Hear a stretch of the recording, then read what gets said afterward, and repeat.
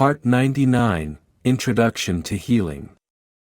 Listen to a part of the sayings from the book, Culture of Energy Living, on the topic, Introduction to Healing, by Dr. Lubisha Stoyanovich, who received all of the above from the superintelligent energies of the cosmos in deep meditation.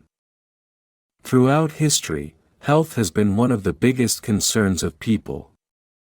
How to preserve it, or recover it in case it is damaged.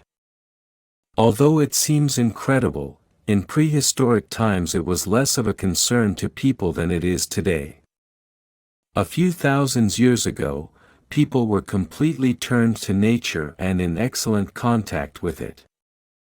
At that time, they suffered the most in hunting from wild animals, in fights with other tribes and from various injuries. Then they put their palms on the wounds, or everyone instinctively gathered around the victim in the desire to help him, which led to the automatic activation of the healing action of the chakras of everyone present, which alleviated the pain and healed the wounds. Chronic diseases in today's sense were few, because the number of stressful situations and negative thoughts was much smaller than today. With the gradual development of civilization, other methods are beginning to be applied for the purpose of healing, which about 30,000 years ago led to separation from nature and the loss of the ability to automatically activate the chakras for the healing of illnesses and injuries. Despite the extraordinary progress of scientific medicine, today around half of humanity is still cured of diseases in the same way as their distant ancestors, with traditional or folk medicine, or with alternative medicine. At first glance, one gets the impression that the nations where folk medicine still prevails are extremely sensitive to health problems and that they are threatened with extinction.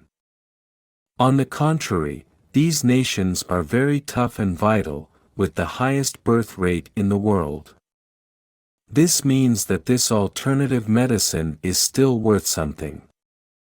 In civilized countries, people are increasingly turning to alternative forms of treatment, either because they are dissatisfied with the results of official medicine, especially in chronic diseases, or because of the organization of the health service, which is such that it is not able to devote enough time to each patient. Because of this, people are becoming more and more aware that they should take their health into their own hands and look for the best possible solution for it. At the beginning of the book, it was said that sacred knowledge is otherworldly knowledge that will never be reached through human research, but only by conveying from the spiritual energies to some of the people. Among other things, they provide knowledge about the construction and functioning of the human aura, the occurrence of diseases and the use of the help of spiritual energies to heal people, as well as the creation of healing products. Sacred knowledge says that the origin of illness is of an energy nature and introduces us to energies that can neutralize the changes that led to illness.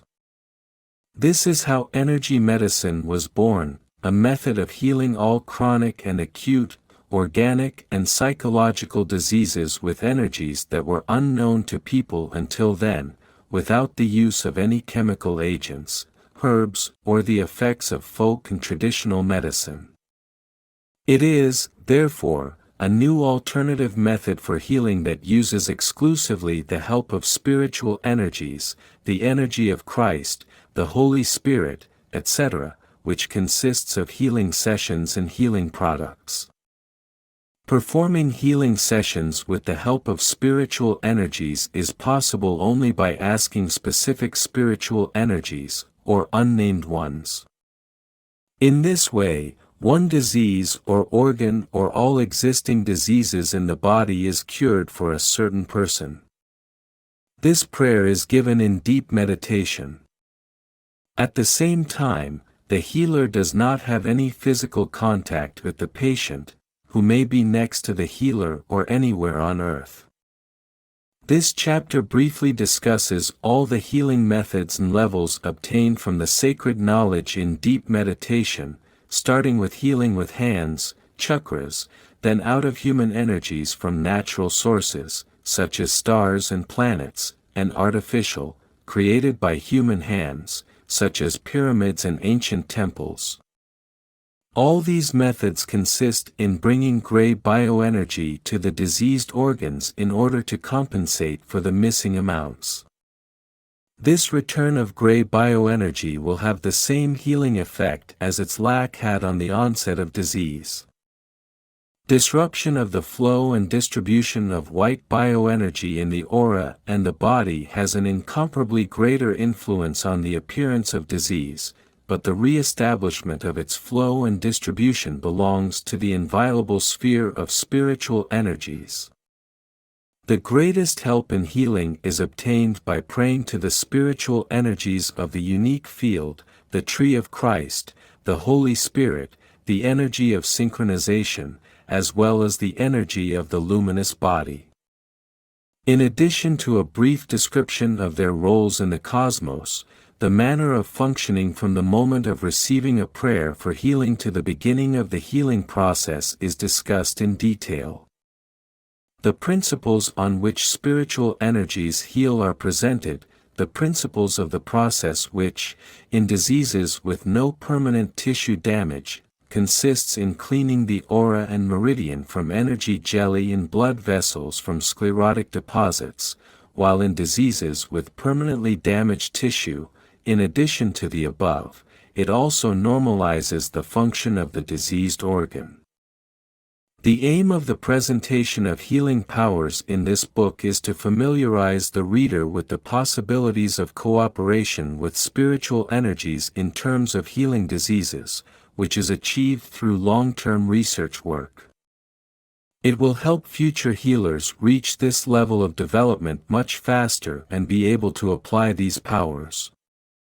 However, the presentation of these powers is not an instruction according to which a person without the necessary level of spiritual development could apply them. The experience with my previous books shows that some healers, as well as readers without any healing experience and without the necessary level of spiritual development, tried to direct prayers to the energies presented in the book and that, according to their opinion, they and the patients had a certain experience and healing effect. They were misled by a paranormal phenomenon that they were unaware of. Namely, when the healer tries to help the patient by asking energies for which they do not have the necessary level of development, then in order to partially help the patient, the most effective healing possibilities of that person are activated, for which they have the necessary level, such as, for example, chakras, which both the healer and the patient experience, convinced that it is the action of spiritual energy. The Treasury of Sacred Knowledge is grateful for your interest and sends you a lot of spiritual patience and love.